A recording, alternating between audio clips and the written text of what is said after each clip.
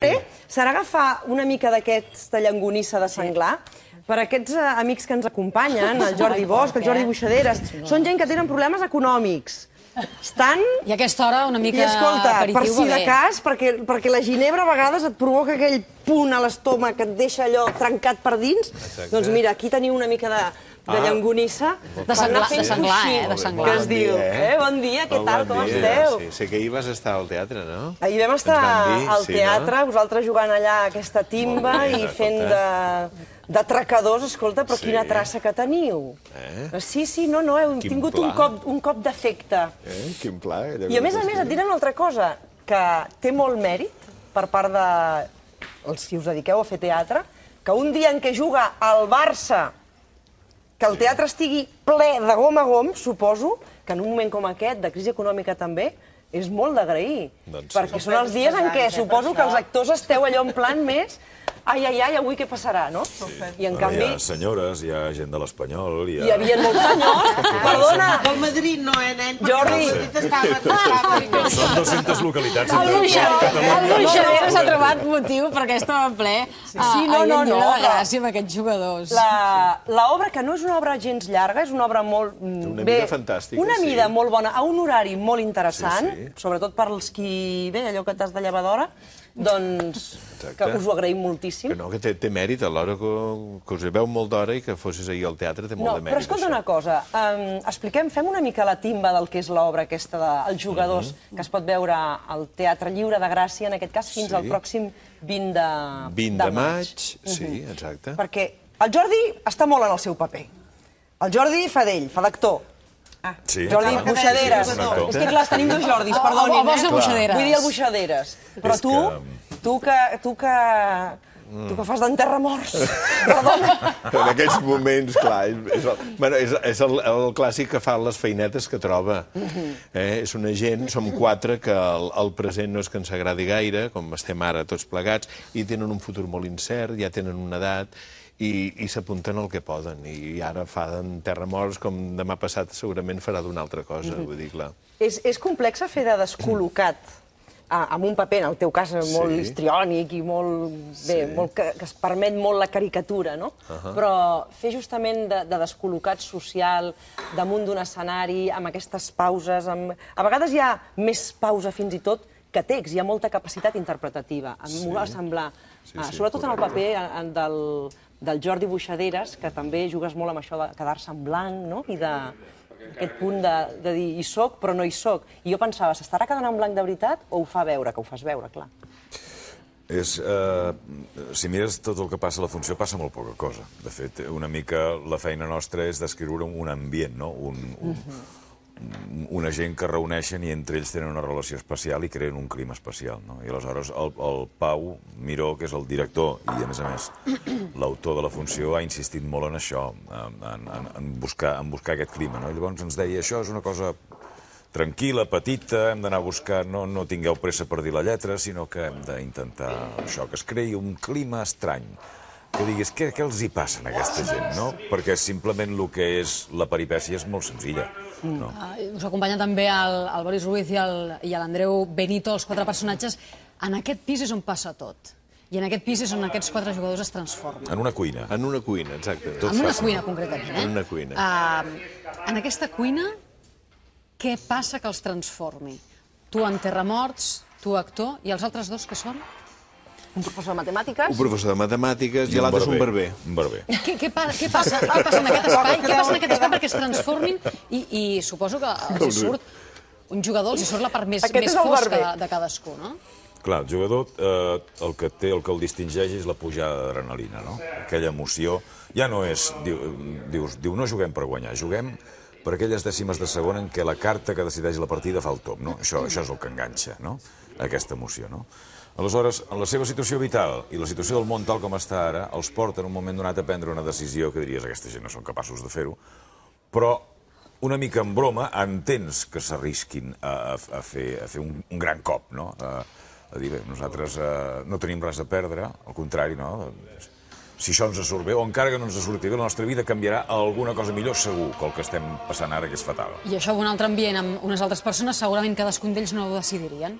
O sigui, com et condiciona, amb qui tens al costat i on et trobes en aquell moment. Correcte. I això és transportable ara mateix al carrer. Exactament el que vull dir. En aquests moments es poden entendre més que mai. Hi ha ambient, Hi ha ambient, home, és que hi ha so, és que ell canta, a més el Buixaderes canta, s'arranca a cantar, us esteu veient. L'altre dia vam fer un col·loqui i una senyora va dir jo aquesta idea, idea aquesta, l'atracament, ja l'havia tingut i, a més, si algú m'ho proposa, sense fer mal a ningú, m'hi llenço. Sense fer mal a ningú, ni d'allò, perquè ningú en té cap culpa. I està bé que hi hagi com un cant d'esperança final, perquè en algun moment ens han dit, era una mica fantasiós, sí, però dintre d'aquesta gent que planeja aquesta mena de, no de mediocritat, sinó de que no hi ha res a fer i que no hi ha un final agradable, està bé que el teatre sí que ens serveix de mirall a tots plegats, però que hi ha un punt d'esperança. I aquest cant de l'esperança trobo que està molt bé que hi sigui, que dona com una cosa positiva de dir, tot és possible, i a més aquesta gent és el que diu en Jordi, no? Vull dir, i per què no? Sempre hi ha escletxes, no? Exactament. Per on poder escapar. Vosaltres heu estat enganxats alguna vegada a la vostra vida, fent el paral·lelisme, amb aquests jugadors, alguna cosa que us situï just en aquest punt que deies, que tens aquella adrenalina que fa que et sentis viu al màxim. El mateix teatre. Clar, cada vegada que estàs a punt d'estrenar dius, i per què no treballo en una oficina de la Caixa? Per què m'ho estic passant tan malament? Abans d'estrenar és aquesta la sensació que tenim? Sí, més que la sensació de ganes i d'alliberament de dir saltem ja d'una vegada a l'escenari i estrenem. També, però vull dir, les 2 hores abans de l'estrena, que realment t'ho estàs passant malament i penses, amb 50 i pico d'anys i encara m'ho estic passant malament, quina necessitat n'hi ha. Però després, a la que deixes un temps de fer-ho, trobes a faltar. I és això, d'alguna manera és això, aquesta mica de sensació de perill, a veure què passarà quan surti aquí davant, no? M'haig de desempallegar amb això, és imprevisible. També et passa a vos, que això? Sí, em sembla que ho comporten molt els oficis que són vocacionals. La mateixa vocació es menja amb això, aquesta necessitat, però que hi ha com un punt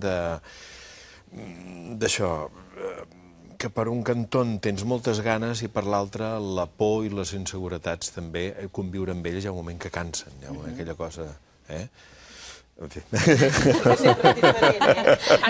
No, és que per no obrir aquí un debat, que ara m'ha vingut a la imatge, m'ha vingut altres coses, per això pensar, no és el cas. No, deia que han passat totalment d'una punta a l'altra, perquè fa 4 dies estàveu al lliure Kit fent de capitalistes despiadats, d'empresaris, total, i ara de l'altre plat de la balança completament. Escolta, Jordi, tu ets tan nerviós com et poses a l'escenari? És a dir, hi ha un punt de tu en aquell moment en què fas aquell rrrr dels nervis? Tots traiem sempre, tots traiem. Home, fa un moment tenies la cama així, El director ha dit, aprofita't, ara vens en terremot. Tots cremem allò de cremar dimonis, cremar dimonis, ho fem sempre, els actors cremem dimonis. I aquí dic, aquí farem servir el que, això que tu, aquella cosa que t'agafa el rampell. Aquesta és la part bona de ser actor, Aquesta és la part bona de ser actor. La teràpia. Home, clar, la teràpia.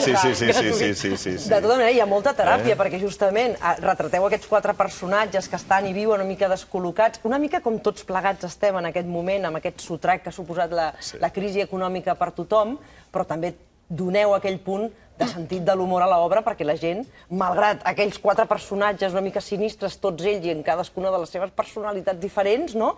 Vull dir, que ens feu riure, que la gent s'ho va passar bé, que no es pensin que van a veure una obra... La teràpia sota de l'escenari, no diguéssim, la teràpia no només es queda per vosaltres, sinó que també els que a vegades les tragèdies, quan un tercer se les mira, fan molt de riure.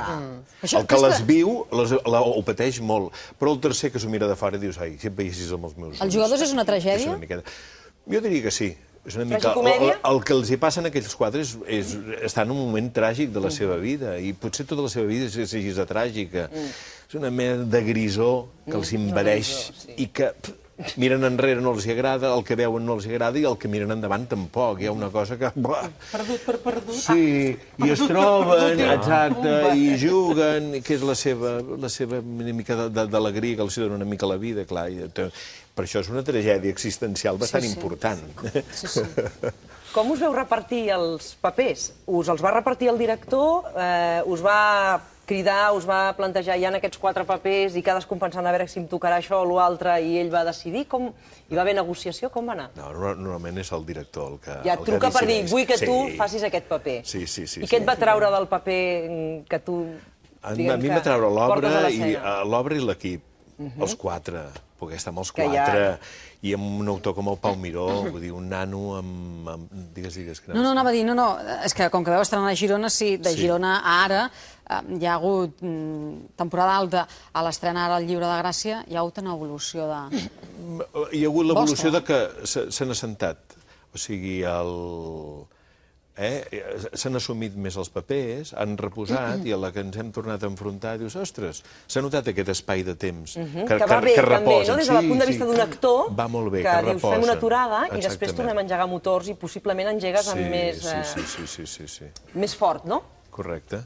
Més fort, tot i que feu aquest paper d'anar passant el temps, no? Sí, la presència del temps, que jugueu molt amb el tema de la il·luminació, les pauses...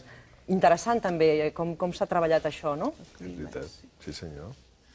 Sí. T'has quedat en blanc, Jordi? Estava pensant en allò que has dit abans del sentit de l'humor, que jo penso que és una cosa d'autor, no? Perquè, de fet, llegint l'obra, de gags no n'hi ha, però és el veure'ls, no? Allò que deia ell de mirar-s'ho des de fora i veure aquelles persones en aquella situació, el que es diuen i el que fan, no?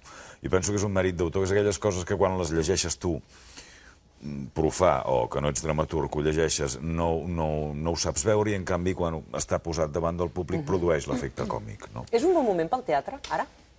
No és un bon moment per res, però no és especialment dolent en quant a assistència de públic a les sales.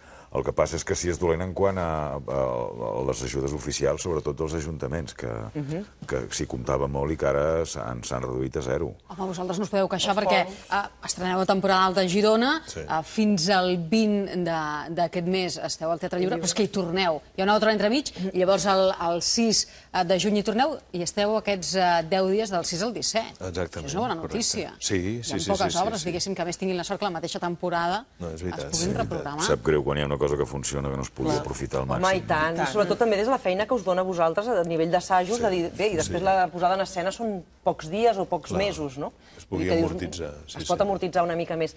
Ja que tu parles del quedar-se en blanc damunt de l'escenari, en aquests moments tràgics, suposo, per un actor, quan et quedes en blanc de veritat, no quan ho simules o ho fas veure, suposo que amb els anys un ja adquireix molta experiència i se'n sap sortir, no? Però què passa per dins? Com tu fas? És un moment molt terrible. Perquè, a més, els teus companys se n'adonen que t'has quedat en blanc. Suposo que també et tiren un cable, no? I el públic, d'alguna manera, també. El que passa és que no és conscient que hi ha un blanc, però passa alguna cosa d'autenticitat, de susto en l'escenari, que la gent la detecta. La detecta i, de cop i volta estan més atents, perquè es crea aquest efecte màgic que quan passa alguna cosa de veritat a l'escenari, la gent, el públic ho detecta i s'hi interessa, no? Mentre estàs fent allò que ja saps que fas automàticament, perd interès, i en el que passa alguna cosa que realment és de veritat, la gent els hi capta l'atenció. És a dir, que tens fins i tot la capacitat, com a actors que sou, de veure que hi ha un moment en què la gent para més l'atenció perquè vosaltres us heu quedat en blanc. És a dir, per aquella mil·lèsima de segon, que són potser són 2 segons, perquè sempre recupereu, no? Però allò, veus a l'espectador i tornes al fil del argumental. Sí, es nota. Bueno, és el trac, el famós trac. Vull dir que és reconeixible, vosaltres sabeu també el que és, sobretot perquè treballeu al directe. I el directe és una cosa... Hi ha un moment, passa aquell moment que hi ha una novedat d'una cosa que tot fa que no segueix la pauta determinada, i això et fa que... Aquest punt d'estar viu, l'energia és diferent. Mira si estem vius, hem d'anar a l'exterior. Un segon. Després m'ho dius. És que a 2:15 estava convocada al Centre Figueres. Així és el directe, també, el que dèiem abans, que les coses canvien, salten i tenim connexions i no. Vosaltres dèieu que estàveu nerviosos abans de començar. Al David Selves també li passa. Abans d'una estrena, sí. El David Selves, el Norbert Martínez i tots els que hi estrenaven l'Habitació Blava, el Romea, estaven exactament igual. I jo els vaig preguntar el mateix, després de tants anys, i diu, mira, és un dia horrorós que s'ha de passar. Diu, ja passarà, però s'ha de passar. Doncs és l'obra L'Habitació Blava que substitueix... Bé, dels actors és que moltes vegades hi ha obres de teatre que us agradaria anar a veure i que per una incompatibilitat d'horaris, perquè també esteu actuant, potser us les heu de perdre, els uns i els altres, no? Sí, correcte. Heu d'esperar aquelles reposicions, a veure si la tornen a fer, i en aquell moment coincideix que estic d'assajos. Moltíssimes gràcies per haver-nos acompanyat avui als matins a TV3.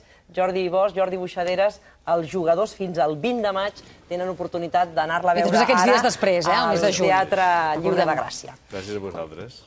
I ja podem saludar l'Antonio Orozco, que ens presenta el seu darrer treball.